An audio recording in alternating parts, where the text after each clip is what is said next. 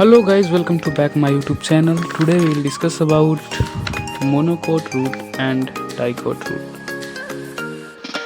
तो अगर आप स्टूडेंट हैं और नीट के लिए प्रिपेयर कर रहे हैं तो ये मस्ट रहता है कि आप कॉपी और पेन लेके बैठें ताकि आपका एक भी कॉन्सेप्ट और टॉपिक ना छूटे और आपकी एफिशिएंसी जो है वो बरकरार रहे। तो हम लोग अपने लेक्चर की ओर प्रोसीड करते हैं। इसमें हम लोग दोनों डिस्कस करेंगे, तो ये थोड़ा लंबा लेक्चर रहेगा other than the previous lecture. Okay, then we will proceed to our lecture. First of all, we will discuss about dicot root. If we see the dicot root in image, here we can see the root here.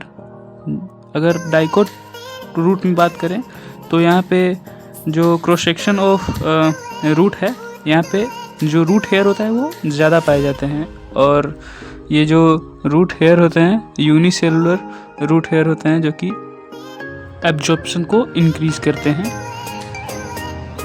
और उसके नीचे देखें तो epidermis पाया जाता है जो कि एपिब्लेमा होता है रूट के अंदर, एपिब्लेमा बोला जाता है। उसके नीचे देखें तो कॉर्टेक्स यहाँ पे पेरिकाइमेटियस शेल्स से बना होता है जो कि इंटरसेलुलर स्पेस जो होते हैं यहाँ पे प्रेजेंट होते हैं, और राउंड थिन वॉल्ड होता है, थिन वॉल्ड सेल होते हैं यहाँ पे, और यहाँ पे मतलब मल्टी लेयर्ड पाए जाते हैं।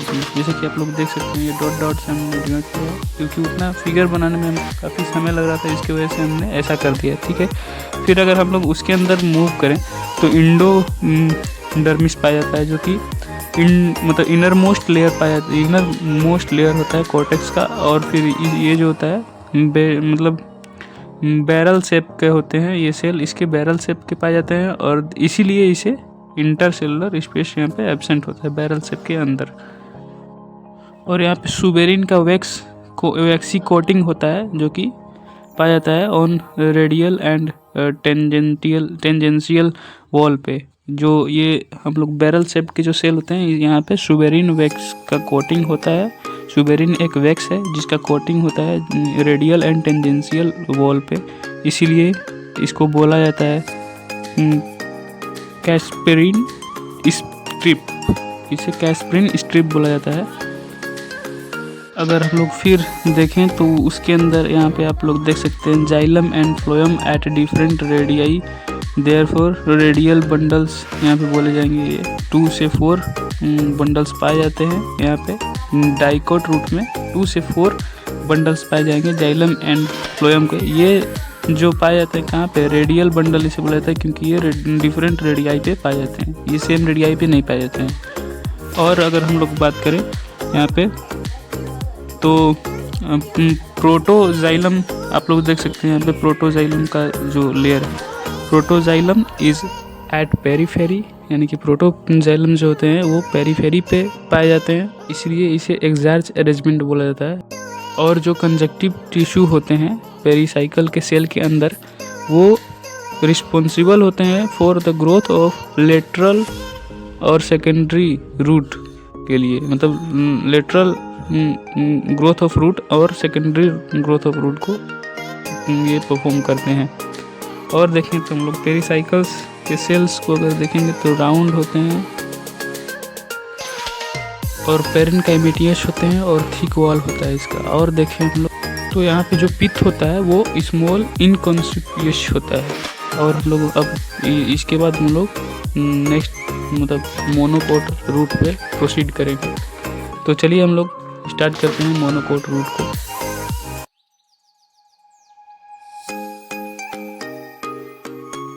तो अगर हम लोग मोनोकोट रूट की बात करें तो यहाँ पे अगर आप लोग देखें तो यहाँ पे जो रूट हेयर पाए जाते हैं वो काफ़ी लेस अमाउंट में पाए जाते हैं, और जो यहाँ पे एपिडर्मिस का लेयर होता है वो भी यहाँ पे भी एपिब्लेमा बोला जाता है रूट को। यहाँ पे कॉर्टेक्स भी होता है, यहाँ पे पेरिकाइमेटियस शेल होता है, इंटरसेलुलर स्पेस जो होता है यहाँ पे प्रेजेंट होता है, राउंड और थिन वॉल्ड होता है, और मल्टी लेयर्ड पाए जाते हैं जैसे कि आप लोग देख सकते हैं।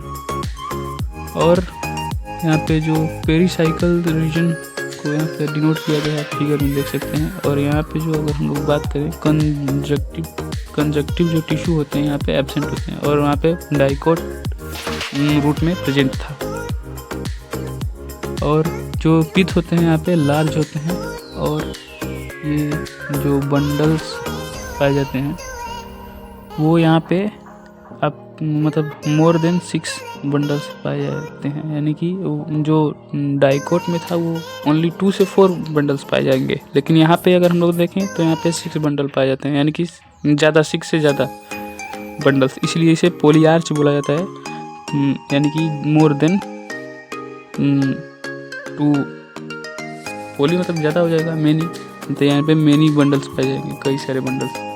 अगर हम लोग एपिडर्मिस की बात करें तो यहाँ पे एपिडर्मिस जो होता है वो इनर मोस्ट लेयर होता है ऑफ कॉर्टेक्स, और बैरल शेप्ड का सेल्स होते हैं, इसीलिए इसे मतलब यहाँ पे इंटरसेलुलर जो स्पेस होता है इसलिए यहाँ पे एब्सेंट होता है।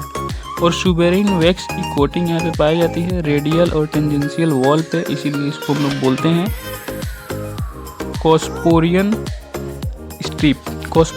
स्ट्रिप बोला जाता है यहाँ पे इसे। तो बस आज के लिए इतना ही। अगर हम लोग एक चीज़ देखें नोट में, तो बार्क जो होता है, बार्क, ये जो भी टिश्यू मतलब वस्कुलर कैम्बियम के बाहर होगा उसे हम लोग बार्क बोलते हैं। तो बस आज के लिए इतना ही, मिलेंगे हम लोग नेक्स्ट लेक्चर में, तब तक आप लोग पढ़ते रहिए। और अगर आपने वीडियो को लाइक नहीं किया है तो आप जाके वीडियो को लाइक कीजिए, ताकि हमें भी मोटिवेशन मिले ऐसे ही इन्फॉर्मेटिव वीडियो लाने के लिए। और अगर चैनल को आपने सब्सक्राइब नहीं किया है, तो आप जाके सब्सक्राइब करें चैनल को, और अपने फ्रेंड को शेयर करें, ताकि आपके फ्रेंड भी इस वीडियो की बेनिफिट उठा सके। ठीक है, फिर बाय बाय, मिलेंगे नेक्स्ट लेक्चर में। आज के लिए इतना ही, धन्यवाद।